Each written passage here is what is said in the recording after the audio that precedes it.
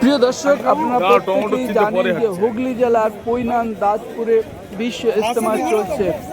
হ্যাঁ প্রিয় দর্শক, আর কিছু মিডিয়ার মাধ্যমে আপনারা জানতে পারছেন যে এই বিশ্ব ইজতেমায় চরম অব্যবস্থা বা মানুষের যে প্রয়োজনীয় জিনিস যেমন পানীয় জল বা বাথরুম, টয়লেট, অজুখানা, গোসলখানা, বিভিন্ন প্রয়োজনীয় জিনিস তারা পাচ্ছে না। এটা কি সত্যি তারা পাচ্ছে না, না কি বিশ্ব ইজতেমাকে বদনাম করার একটা অপচেষ্টা চলছে? প্রিয় দর্শক, আপনারা প্রত্যেকেই বুঝতে পারবেন যে সত্যি সেখানে অব্যবস্থা চলছে না সেখানে বদনাম করার চেষ্টা চলছে, সেটাই আজকে আপনাদেরকে জানানোর চেষ্টা করব।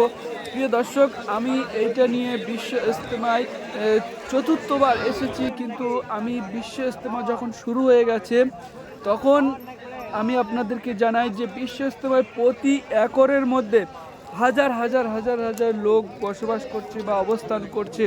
এত পরিমাণ লোক বিশ্ব ইজতেমায় এসেছে যেটা কল্পনার বাইরে, যেটা মানুষ কল্পনা করতে পারে না। যেহেতু পশ্চিমবাংলার বুকে 32 বছর পর বিশ্ব ইজতেমা হচ্ছে, সেই জন্য মানুষের মধ্যে একটা আবেগ, একটা ভালোবাসা, তারা প্রত্যেকেই যেখান থেকে শুনছে বা জানছে তারা সবাই বিশ্ব ইজতেমায় আসার চেষ্টা করছে। আর এত পরিমাণ লোক, আমি জানিয়ে রাখি প্রিয় দর্শক, ফজরের নামাজের পর থেকে আমি যেখান থেকে পুরো বিশ্ব ইজতেমাটা একবার ঘুরে আসার চেষ্টা করেছিলাম, তো আমি সেই জায়গায়, যেই জায়গা থেকে আমি বার হয়েছিলাম এবং আমি সেই জায়গায় ফের দ্বিতীয়বার এসে পৌঁছাই আমার দুপুর 2টো বেজে সেখানে এসে আমি পৌঁছাই। তাহলে আপনারা বুঝতে পারছেন যে কত বড় এরিয়া বিশ্ব ইজতেমা হচ্ছে। আর এই এরিয়া জুড়ে লক্ষ লক্ষ লক্ষ লক্ষ লোক সেই সমস্ত জায়গায় শুধু মানে যেখানে যাচ্ছি শুধু মানুষ আর মানুষ। আর তার মধ্যে তো এই যে বিশ্ব ইজতেমা হচ্ছে, এটা তো কারোর বাড়ির আশেপাশে হচ্ছে না, এটা হচ্ছে হুগলি জেলার পৈনানে। তো সেখানে যারা আসছে সমস্ত মানুষরা পশ্চিমবাংলার বিভিন্ন জায়গা থেকে, ভারতবর্ষের বিভিন্ন রাজ্য থেকে, বিদেশ থেকে বিভিন্ন মানুষ সেখানে আসছে এবং এসে তারা কি করছে না, তারা খাওয়ার জায়গা কোথায়, তারা পায়খানার জায়গা কোথায়, টয়লেট কোথায়, বাথরুম কোথায়, গোসলখানা কোথায়, অজুখানা কোথায়, তারা সঠিকভাবে খুঁজে পাচ্ছে না। যার কারণে তারা অনেকে হয়তো তাদের কিছুক্ষণের জন্য অসুবিধা হচ্ছে, কিন্তু তারা খুঁজে পাচ্ছে। পুরো ইজতেমার সাইডে, ইজতেমার মেন ময়দান বা মাঝখানের দিকে গেলে কিন্তু আপনারা খুঁজে পাবেন না। আপনারা যদি সাইডে যান তো সাইডের দিকটা সাইডে কিন্তু গোসলখানা, অজুখানা, পানীয় জলের ব্যবস্থা, ক্যান্টিন সমস্ত কিছু কিন্তু মজুদ আছে। সেখানে আমি পুরো ঘুরে ঘুরে দেখেছি, কিন্তু নেই। কিন্তু মানুষ নতুন, কিন্তু সব আছে, কিন্তু মানুষ নতুন আসার কারণে তারা সঠিক জায়গাটা খুঁজে পাচ্ছে না, যার কারণে হয়তো সাময়িক অসুবিধা হচ্ছে। কেননা এখানে একটা ত্যাগের বিষয়, এখানে একটা ভালোবাসার বিষয়, এখানে একটা মানুষের আবেগের বিষয় কাজ করছে।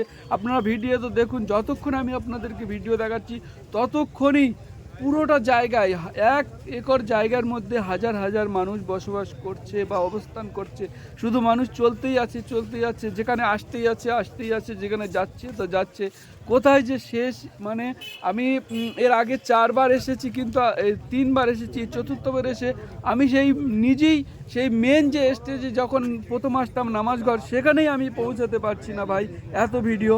তো সেই জন্য আপনারা যারা অপপ্রচার করছেন যে অব্যবস্থা নাই, প্রচুর পরিমাণে মানুষ, লক্ষ লক্ষ কোটি কোটি মানুষ হওয়ার কারণে তারা সঠিক জায়গায় পৌঁছতে পারছে না, খুঁজে পাচ্ছে না, তারা উপভোগ করতে পারছে না, যার কারণে এরকম একটা সাময়িক অসুবিধা হচ্ছে। এত মানুষ থাকলে আপনারা বুঝতে পারছেন যে সাময়িক অসুবিধা হবে।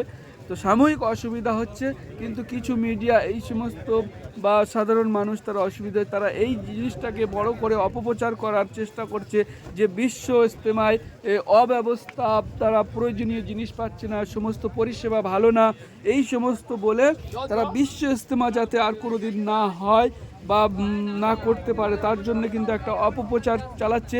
সেই জন্য আপনাদের কাছে বলবো, আপনার সত্য প্রচার করার জন্য যার কাছে এই ভিডিওটা যাবে তারা প্রত্যেকেই শেয়ার করবেন, পুরো মানুষকে জানিয়ে দেওয়ার চেষ্টা করবেন যে না, কোনো অব্যবস্থা নেই, সব কিছু সুষ্ঠুভাবে আছে, এখানে কোনো অপ্রীতিকর ঘটনা নেই।